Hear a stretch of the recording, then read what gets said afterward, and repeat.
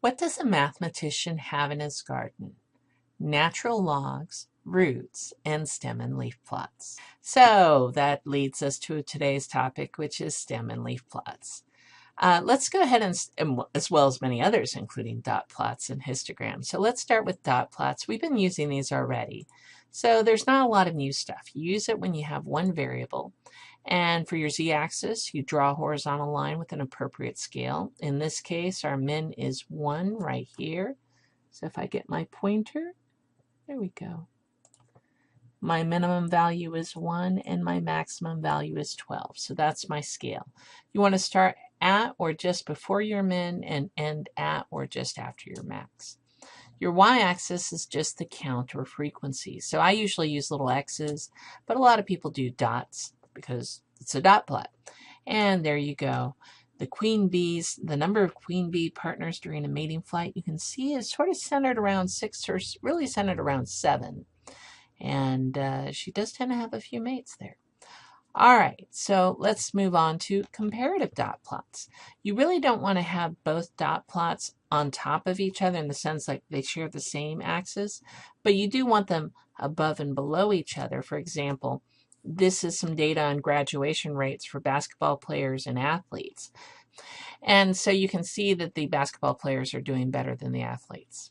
So again, you can do comparative dot plots, one above the other.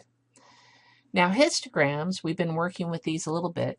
First of all, we have some options for the x-axis. Bars are the same width, all right? And each bar represents one value, or you can use bins of the same size to lump different values together. In this case, these bars each represent one value. There are no spaces between bars on histograms. Now, on bar charts, which are for categorical data, you do have spaces, and the reason is you can have them in any order. But on a histogram, you have a specific order, so there are no gaps between it. For the y-axis, you basically have two different options. You can use the count or frequency for the height, or you can use the percentage or relative frequency for the height. Now, the tricky part on histograms is when you have values that aren't so pretty. For example, here's carry-on baggage weight. And so how do we determine the number of bins we're going to sort this in? So this is a nice guideline I ran across. We can use the square root of n, where n is the number of data points, to estimate the number of bins. Well, we have 25 data points here, which means we are going to have square root of 25, or 5 bins. Then I need to know how far apart the data is spread. So I need to calculate the range. So I go max minus the min. 34.5 is the maximum value up here. And 10.1 is the smallest. So I subtract it, I get 24.4. It's helpful to round this up so it's divisible. And you can see, what if I just use 5? 25 and 5. And so to find the bin size, I just go 25 divided by 5. Then I create the bin boundaries, which are basically, there's my bin size, it showed up late. I create the bin boundaries by starting at my lowest point, and I can start at a nice clean spot like 10 instead of 10.1. So the bin sizes I'm going to create are 10 to 15, 15 up to but not including 20, 20 up to but not including 25, 25 up to but not including 30, and 30 up to, and actually I could include 35. It wouldn't be a big deal if I had 35 there. So pick a start point a little at or a little before your min, and just add the bin size to determine the bin boundaries. So in this example, you can see here the different categories, and we just piled up the data points in there. So it's a lot like the other one, and you can see this is the bin from 10 up to, but not including 15. This is a bin from 15 up to, but not including 20. Now, let's take a look at the queen bee histogram again. We could actually bin that one. So first of all, the way I have it here, the bars are centered on the values because each bar is just one value. They're discrete and unique. When I create the bins, then the bar is going to set. So here it starts at 0.5, not that you have 0.5 mating flights, 0.5 partners. Poor guy, he was probably cut in half. But anyways, so you just cut in between. And so this bin covers from 1 to 3 mating partners, 4 to 6 mating partners, 7 to 9. And you can see that the shapes of the distribution are going to depend on how you pick the size of the grouping intervals. Now, another thing you can do is you can use your calculator to create histograms. And I know I've shown it to you briefly, but I'm going to take it another level. So first of all, you have your data entered into a list. And I took some data actually from your textbook and I entered it in the list. The next thing you're going to do is you are going to press second stat plot and choose plot 1 and hit enter so you can edit it. Make sure that plot is on. And then you want to make sure that you are on histogram, which is that top right. So make sure the plot is on and you select histogram. Make sure other plots are off. Press graph, and if necessary, I've already zoomed it here, so it's not so big a deal. Zoom stat. Now, I could have just pressed 9 here instead of scrolling down. And there it is, it's zoomed in.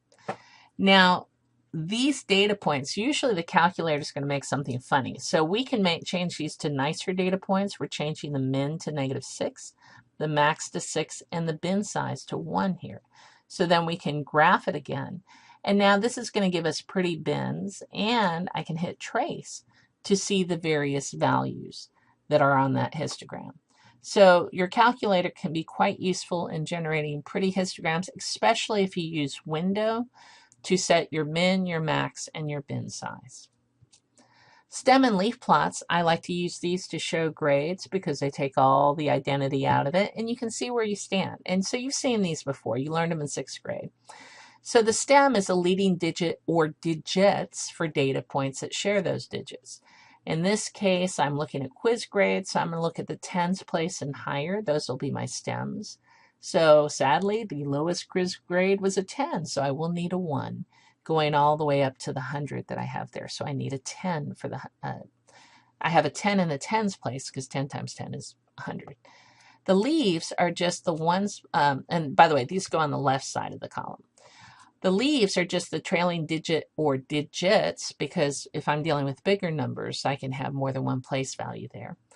And they're for each of the data points. Now, if I didn't have such a wide spread already, I could actually split these up like from 0 to 4 and 5 to 9. But I didn't. I just left them as they were. And you can see there are the values on the right. So I had this first data point represents a 10. The second one's a 10. The next one's a 15.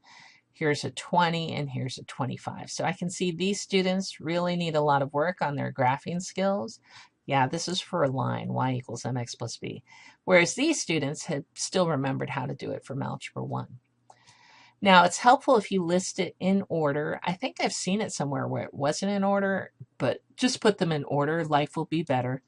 And you do not need to put commas between the leaves. Just try to have them line up, kind of grid-like. You also want to be sure that you have a key for each of your stem and leaf plots, and they will be looking for that on your AP tests. Now, you can also do a comparative stem and leaf plot. So let's say I wanted to compare 2 classes side by side. So the center column is going to be the stem, like before. The left column is for one set of data, and the right column is for the other set of data. And you still have your key like before. Be sure to include group labels so you can distinguish the data. So I know that first class I'll just call class A here, and the other class I'll call class B. Now the last type of plots we'll be looking at are time plots, but you're kind of used to these. These shouldn't be too difficult. Basically, you're graphing the value over time. So in this graph, we're looking at the average public tuition, average tuition and fees, and one's public in-state, that's the orange. The blue is public out-of-state, and the green is private. And so you can see how tuition and fees are changing over time for college. Kind of scary since I know you guys are going pretty soon.